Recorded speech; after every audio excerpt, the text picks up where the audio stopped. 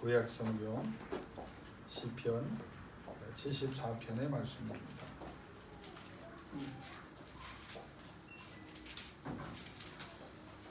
오늘 감사한 것은 우리 아침에 민서양이 이쁜 카네이션을 하나 갖다 주면서 아무 말도 안 하고 그냥 웃더라고요. 그게 얼마나 감동이 되는지 처음 받았네요. 시편 74편 우리 전부 다 집에서 꼭 읽어보시고요. 12절부터 23절까지 구약 성경 856면에 있습니다. 856면 시편 우리 같이 받도록 봉독합니다. 12절부터입니다. 하나님은 예로부터 나의 왕이시라 사람에게 구원을 베푸셨나이다. 주께서 주의 능력으로 바다를 나누시고 물 가운데 용들의 머리를 깨뜨리셨으며 이워야단의 머리를 부수시고 그것을 사막에 사는 자에게 음식물로 주셨으며 주께서 바위를 쪼개어 흙물을 내시며 주께서 늘 흐르는 강물을 마르게 하셨나이다. 낮도 주의 것이요 밤도 주의 것이라. 주께서 빛과 해를 마련하셨으며 주께서 땅의 경계를 정하시며 주께서 여름과 겨울을 만드셨나이다. 여호와여 이것을 기억하소서. 원수가 주를 비방하며 우매한 백성이 주의 이름을 능욕하였나이다. 주의 맷귀들 위에 생명을 들짐승에게 주지 마시며 주의 가난한 자의 목숨을 영원히 잊지 마소서. 그 언약을 눈여겨보소서. 무릇 땅의 어두운 곳에 포악한 자의 처소가 가득하나이다. 학대받은 자가 부끄러이 돌아가지 하지 마시고 가난한 자와 궁핍한 자가 주의 이름을 찬송하게 하소서.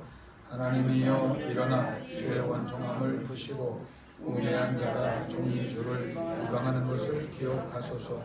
주의 대적들의 소리를 잊지 마소서.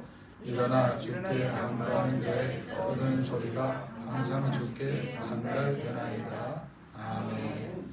선물만 주고 우리 축하의 박수를 못했는데 건강하시고 또 병들지 않고 하나님 앞에 늘 쓰임 받다가 천국에서 큰 상 받으시도록 우리 병실에 누워 계신 또 이 자리에 참석하지 못한 어르신들에게 우리 박수로 한번. 지난주에는 시편 73편을 생각하면서 아삽이 신종론의 문제, 악의 번영함, 악한 자들이 잘 되는 것에 대해서 고민하면서 이제 하나님 앞에 그 의문을 제기하고 그 의문이 어디서 풀렸습니까? 성전에 들어갈 때.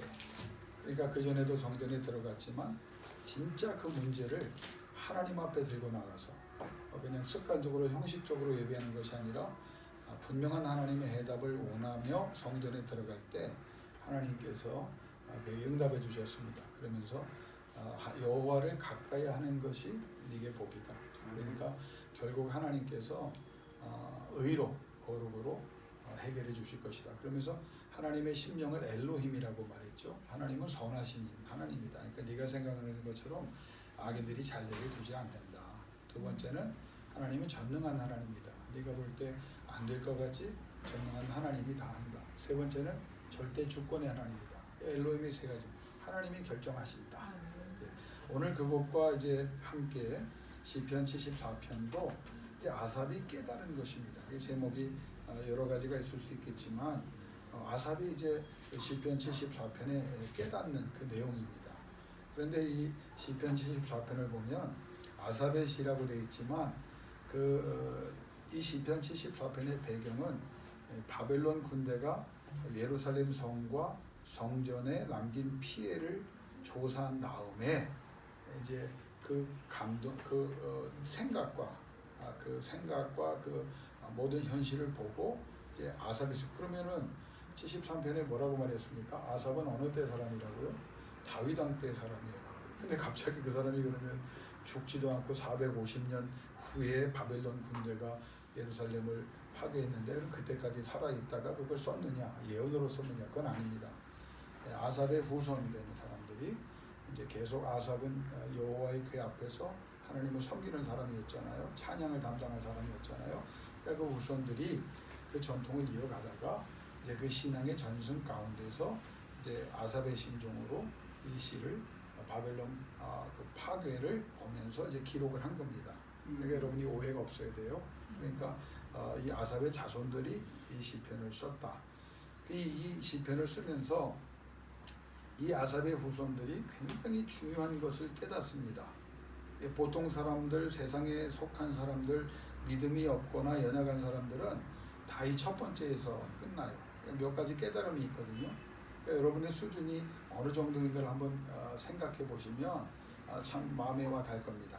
1절에서 11절 우리가 읽지는 않았지만 아삽이 바벨론 군대가 예루살렘 성과 성전을 초토화시킨 후에 조사를 한 후에 처음으로 깨달은 것이 뭐냐? 한번 따라합시다.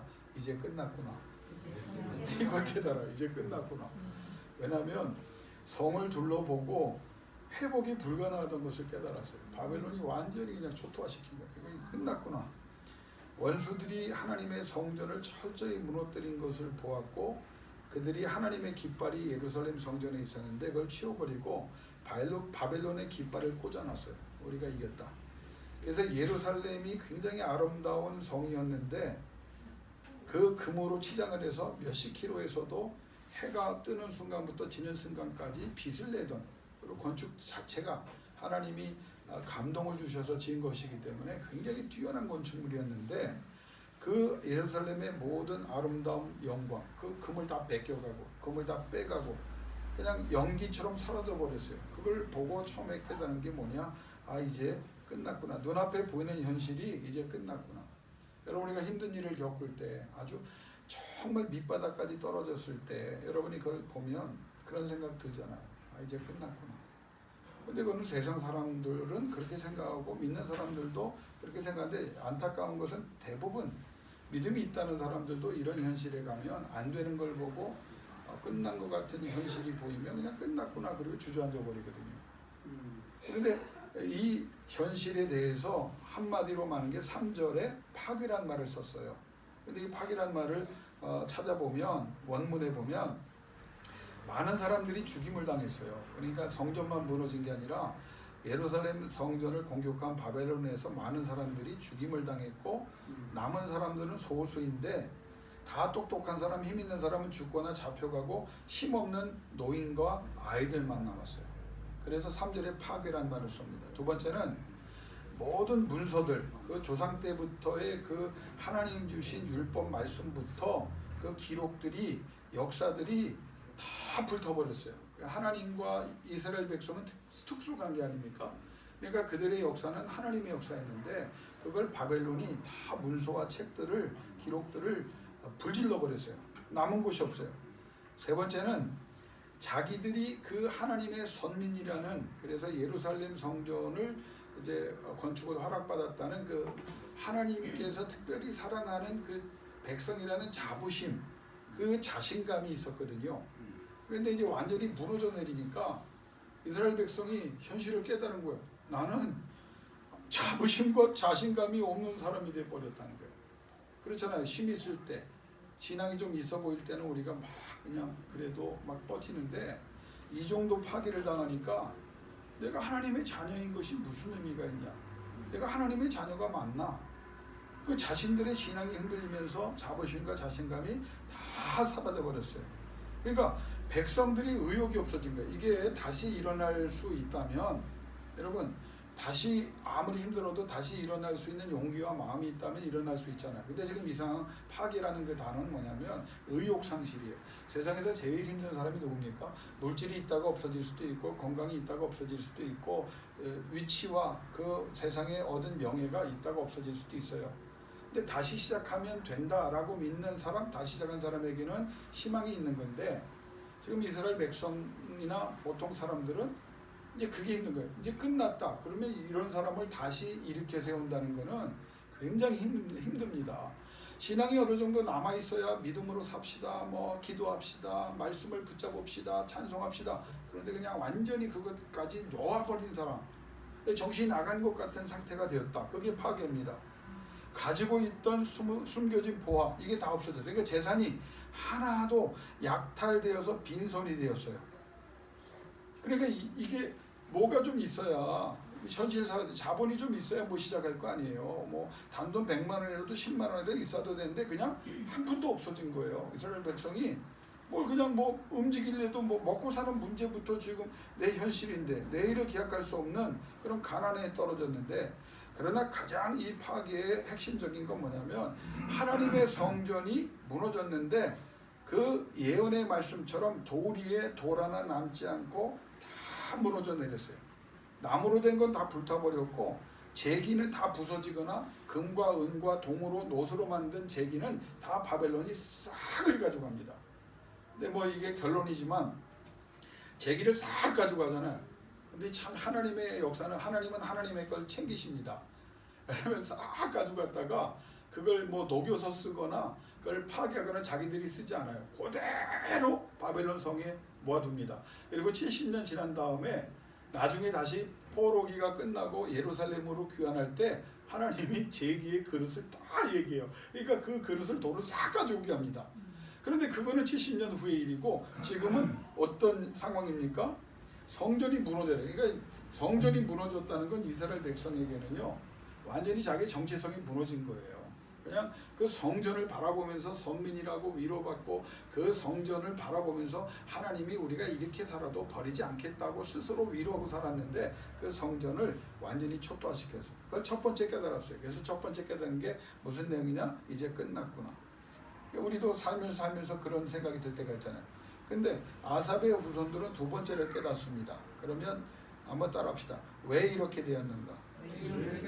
이게 신앙 있는 사람이 두 번째 생각이 있어야 돼요. 그러니까 끝났다 거기서 멈추는 게 아니라 끝났지만 그러면 왜 이런 말할 수 없는 고통과 고난이 우리에게 임했느냐? 그걸 이제 11절까지 쭉 내용을 보면 이건 하나님의 진노구나. 하나님이 허락하지 않으셨다면 이런 파괴가 일어날 수가 없었다. 그러니까 파괴의 주역이 바벨론이 아니라 누구다? 하나님이라는 걸 깨닫는 거예요. 바벨론은 도구일 뿐이고 하나님께서 이렇게 우리에게 징계를, 그러면 왜 이런 징계와 파괴를 하나님이 허락하셨느냐? 아무것도 다른 건 아니다. 백성과 하나님의 관계에 문제가 생겼기 때문이다. 다시 말하면 성전이 초토화됐잖아요. 눈에 보이는 성전은 아름다웠지만 왜 이런 일이 벌어졌느냐? 눈에 보이지 않는 성전은 이미 폐허 상태가 되었기 때문입니다. 교회가 아름답고 광대할 수 있습니다. 그런데 그게 교회가 아니에요. 하나님은 그 교회가 어떤 역할을 감당하고 어떤 신앙의 양태를 보이느냐 여기에 관심이 있고 거기에 속한 개개인 한 사람 한 사람의 신앙, 그 마음의 중심을 보시는 하나님인데 서구 교회를 보세요. 제가 공부했던 영국 웰즈의 카디프 그 도시만 해도요 어마어마한 카시드럴이라고 그러죠. 정말 돌을 마치 어떤 조각품처럼 하나하나 쉽게 만든 게 없어요. 어마어마한 돌. 그게 영국 전역에 유럽 전역에 가득 찼습니다. 신앙이 좋을 때는. 그런데 그들의 신앙이 무너져 내리고 하나님을 떠나기 시작합니다. 지금 유럽이 그리스도 국가가 아니거든요. 지금 교회 나오는 사람이 저 5%도 안 됩니다. 전 세계적으로. 영국을 가고 유럽을 가보세요. 교회가 어떻게 됐습니까? 관광지예요. 입구에 뭐 놨습니까? 동전통 놨어요. 그리고 거기에 호소문을 써놓습니다. 여러분이 도네이션을 해주지 않으면 이거 다 무너져 내리니 좀 돈을 주십시오. 옛날에 교회는 아무나 들어가는 곳이에요. 지금은 이제 입장료 대놓고 받습니다. 도네이션 안 하니까 입장료 내고 들어오라는 거예요. 저는 원칙이 하나 있어요. 아무리 아름다운 교회라도 바깥에서 보지 돈 내라는 교회는 안 들어갑니다. 아무리 교회가 화려하고 보고 싶은 교회라도. 여러분 그 교회가 그렇게 돼요. 한국 교회 보십시오. 제가 예언할게요. 10년 20년 후에 우리 민지가 청년 30대가 됐을 때 지금 와 아름답다 했던 교회들이 얼마나 빈자리가 많을지 제가 예언할게요. 작은 교회들은요 말할 수도 없어요. 영국 교회에서 설교를 부탁해서 가보면 교회가 아름다워요. 막 200석 300석 되는 교회에 5분 앉아있어요. 할머니 할아버지가. 아마 지금도 문 닫은 교회가 그 이후에 많았을 겁니다. 지금도 많을 겁니다. 그러니까 두 번째 아삽 자손이 깨달은 것은 하나님과의 관계, 다시 말하면 보이지 않는 성전은 이미 폐허가 됐다. 나는 여러분에게 다시 한번 간곡히 호소하고 하나님의 말씀에 의지하여 여러분에게 동참하기를 정말 부탁드립니다. 이 보이는 교회가 아니라 여러분 영혼 속에 하나님을 향한 영적인 교회, 보이지 않지만 중요한 교회가 날마다 성령으로 불타오를 수 있기를 주의 이름으로 축원합니다. 그게 교회. 교회는 건물이 아니기 때문입니다. 여러분 필요할 때만 나오지 마세요. 필요하지 않아도 나와야 돼요. 하나님은 존귀의 대상입니다. 어떤 때는 목사가 이런 생각, 내가 정말 신앙생활을 제대로 하는 목사인가? 또 더 나가서 내가 잘 가르치고 있는가? 그건 나의 고민뿐만 아니라 많은 목회자들, 생각 있는 영적인 목회자들은 그런 고민을 할 겁니다. 왜냐하면 하나님과의 관계를 너무 쉽게 생각하거든요. 하나님과의 약속을 너무 쉽게 생각하거든요. 하나님 앞에 드리는, 나는 날마다 이 주일이 어버이 주일이 됐으면 좋겠어요. 그럼 어버이에게 많이 선물 아니에요. 우리의 어버이 누굽니까? 하나님이시란 말이에요. 일주일에 하루만이라도, 한 시간만이라도 이 드린 걸 아까워하지 마세요. 이걸 양보하기 시작하면 눈에 보이지 않는 성전이 이미 무너지기 시작했고, 어떤 때는 저분이 교회에 나와 앉아있지만 폐허 상태구나 하는 그런 생각이 들 때가 있어요. 영혼의 성전이 더러워지고 무너지니까 세상의 성전은 무너지는 겁니다. 하나님과의 관계 회복이 근본적인 문제예요. 나는 믿는 게 있어요. 이 두 번째 깨달음이 왜 중요하냐면 다 무너지고 아무것도 없어도 하나님과의 관계가 회복이 되고 여러분이 가지고 있는 이 영적인 성전이 사도 바울이 말한 대로 거룩한 성전이 날마다 주를 향해 어느 곳에 있든지 불타오른다면 하나님이 약속하신 그 어마어마한 복들이 여러분을 통해 나타나고 나눠주고도 넉넉함이 있는 귀한 역사가 있을 줄로 믿습니다. 제가 이번에 부산에 가서 그 장로님 가족을 좋아하는 이유는 우리를 위해 기도해 주시고 우리 교회를 후원하시기 때문에 좋아하는 것, 그거는 정말 그건 아무것도 아닙니다. 왜 좋아하냐면 이 장로님, 권사님은 부자예요. 부하게 자기가 누릴 수 있는 걸 다 누릴 텐데 검소하세요.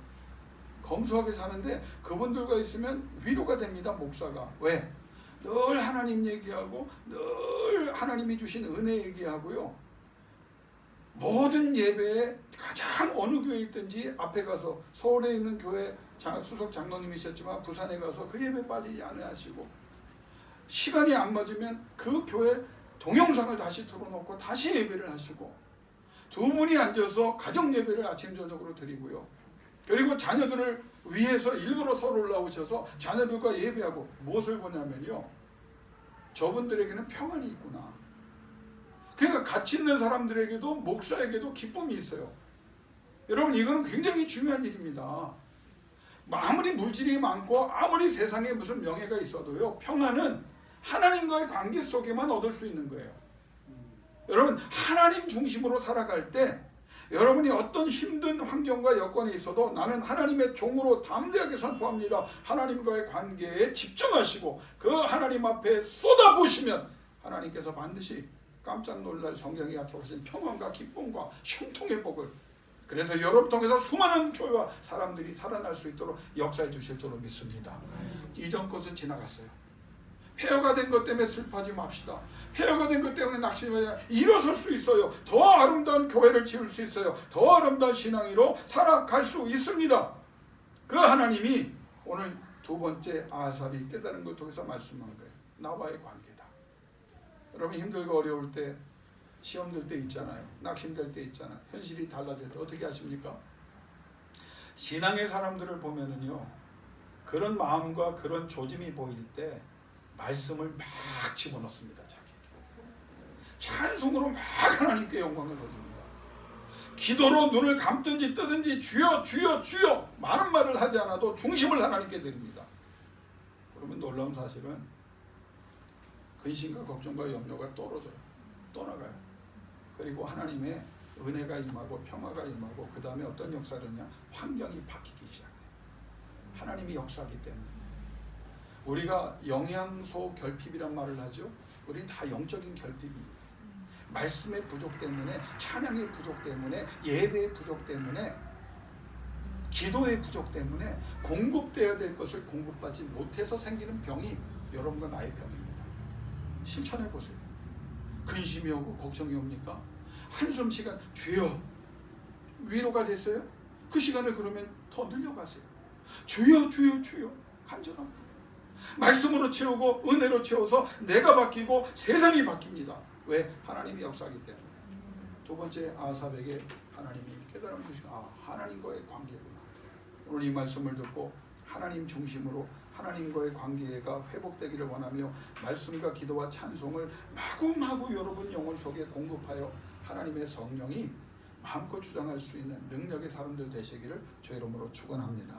세 번째, 그래서 깨달은 거예요. 따라합시다. 하나님과의 관계가 회복되면 모든 것이 회복되겠구나. 이걸 깨달아요. 그러면 이건 무너져 내리고 뭐 이런 거 하나님께서 다 알고 계시고 하나님이 하셨다면, 그러면 전능하신 하나님과 다시 관계 회복을 하면 돼. 그래서 1절에서 그 해답이 뭐냐?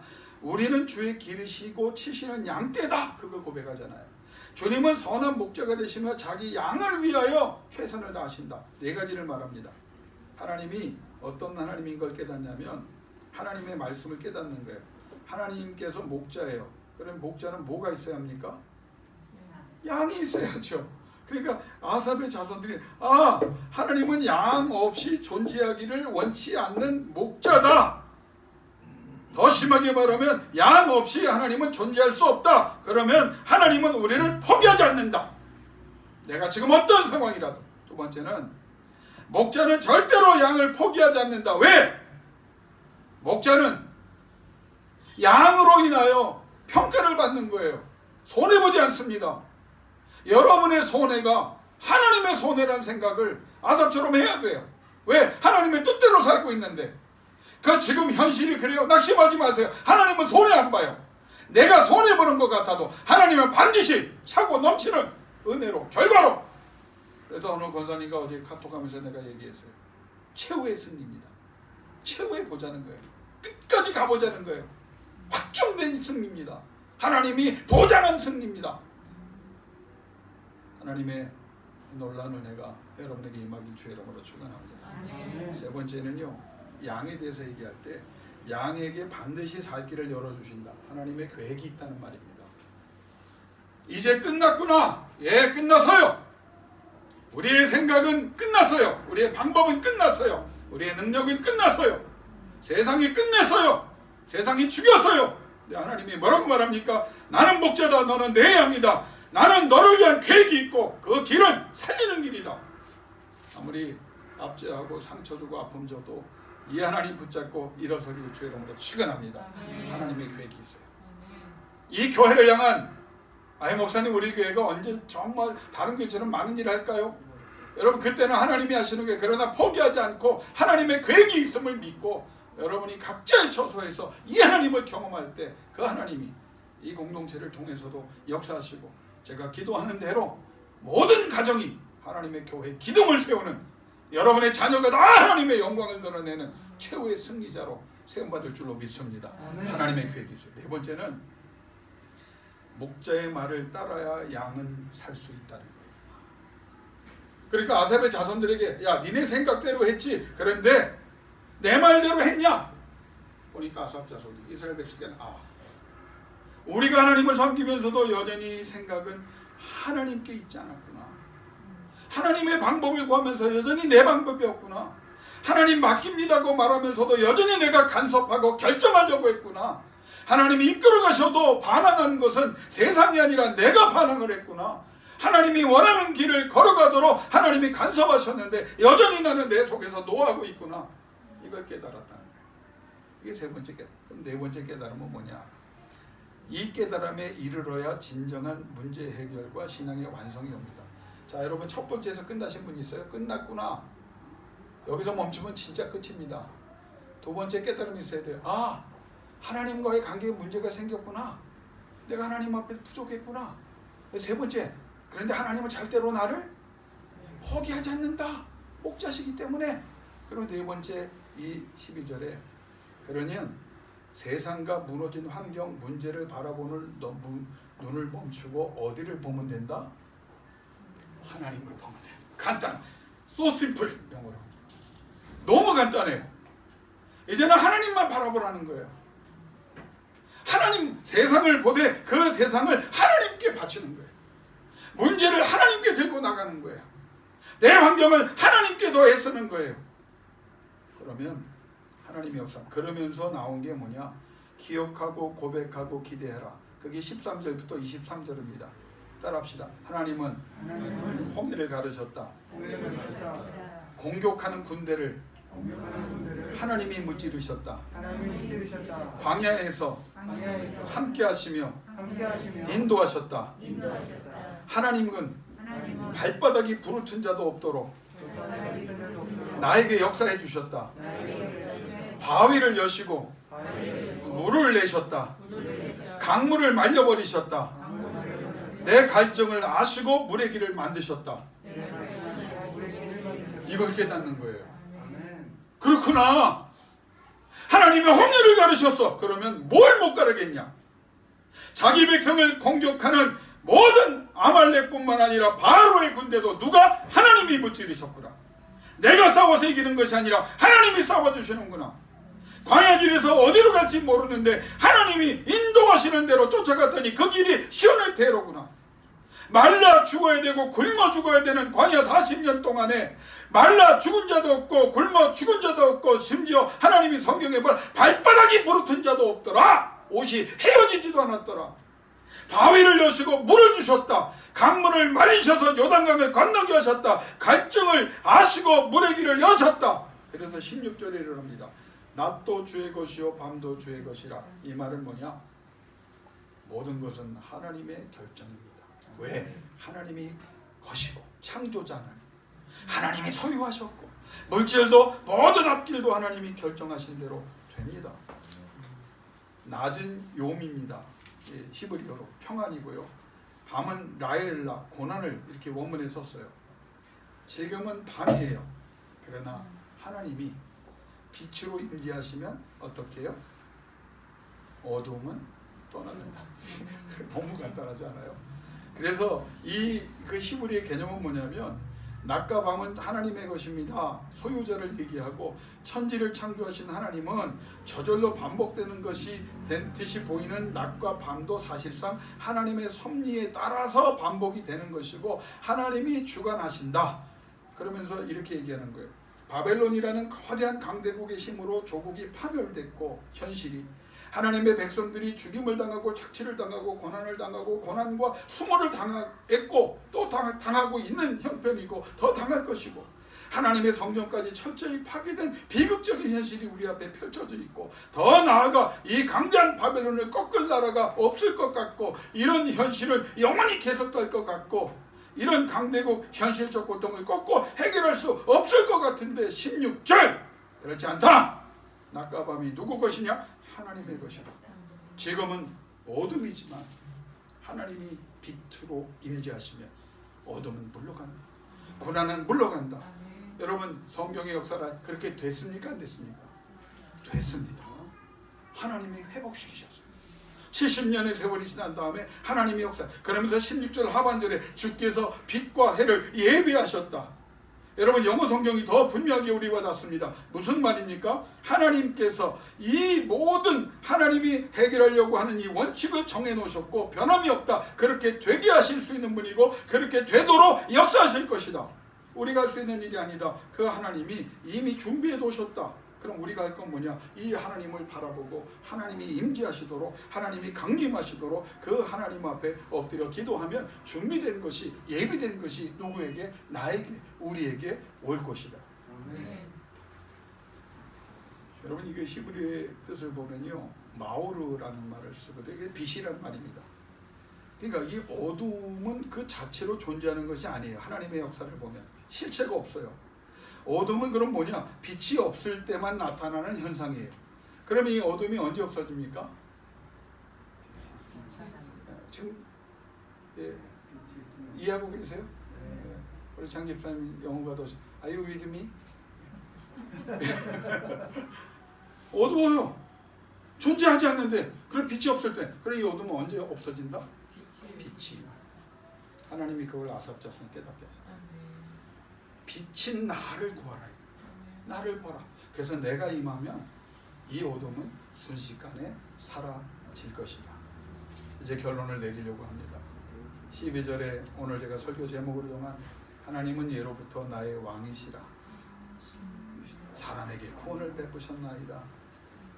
하나님과 나의 관계를 말하거든요.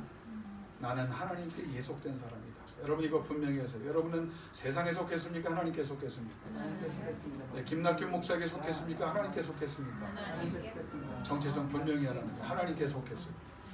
그것은 예정에 의한 선택이었다는 거예요. 내가 한 것이 아니라 하나님이 예정해서. 그럼 무엇을 두려워할 거예요?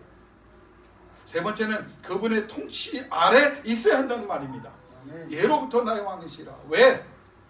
하나님이 통치하시는 백성일 때만 빛이 임하는 거예요.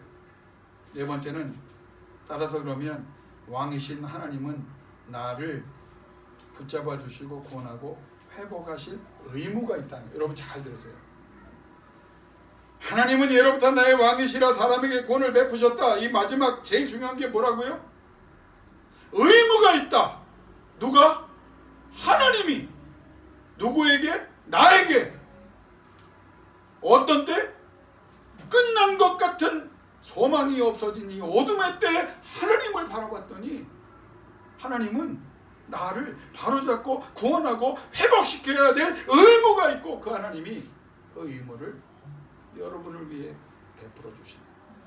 사랑하는 성도 여러분, 아멘 세 번 하고 끝납시다. 끝이 아닙니다. 하나님과의 관계에 더 신경 쓰시기 바랍니다. 그리고 이 빛 대신 하나님을 향하여 부르짖을 때 빛이 임하면 우리 속에 있는 모든 어둠, 우리 환경에 있는 어둠, 고난, 부족, 파괴 다 주께서 회복시키사 여러분을 통해 영광을 거두실 줄로 믿습니다. 기도하겠습니다. 하나님, 아삽의 자손들만 그렇게 느끼는 게 아닙니다. 우리도 살아가면서 이런 문제를 겪습니다. 끝난 것 같고 소망과 희망을 잃어버릴 때가 있습니다. 그러나 우리는 세상 사람과 다른 사람인 것을 하나님 앞에 감사드리며 영광을 돌립니다. 주여, 하나님과의 관계에 문제가 있는가 다시 돌아보는 백성들 되게 하여 주옵시고 그 하나님과의 관계를 회복하는 일에 다 쏟아부음으로 우리 하나님께서 다시 우리의 목자 되사 우리를 위해 놀라운 능력을 베푸심으로 회복되는 은혜가 있게 하여 주옵소서. 아멘. 낮도 주의 것이고 밤도 주의 것입니다. 아멘. 그걸 하나님이 결정하십니다. 어두움은 빛이 임하면 사라지게 되어 있습니다. 빛 대신 만군의 여호와 나의 주 예수 그리스도시여 성령이요 우리 가운데 빛으로 임재하셔서 오늘 이 시간 혹시 어둠 때문에 낙심하거나 좌절한 사람이 있다면 그 빛으로 저들을 치료하시고 회복시키사 빛 대신 하나님이 예수님이 성령님이 떠나지 않고 거하시고 다스리심으로 날마다 하나님께 영광을 돌리며 예로부터 하나님은 나의 왕이시라고 그래서 나를 구원하실 것이라고 열매로 증명할 수 있는 존귀한 자녀들 되게 하여 주옵소서. 힘들고 어려울 때 수많은 말씀을 우리의 영혼에 공급하고 흔들릴 때 더욱 하나님 앞에 기도로 성령을 구하며 우리가 낙심될 때 찬양을 통하여 하나님의 이름을 높임으로 하나님의 영이 우리 가운데 주인으로 임재하사 세상 사람들은 알 수 없는 평안과 감사와 감동과 형통이 하나님 오늘 다른 교회 교회는 구하고 싶지 않습니다. 우리 교회 양떼들에게 그렇게 나타나 역사하시고 영광을 거두어 주옵소서. 하나님의 말씀을 잘하며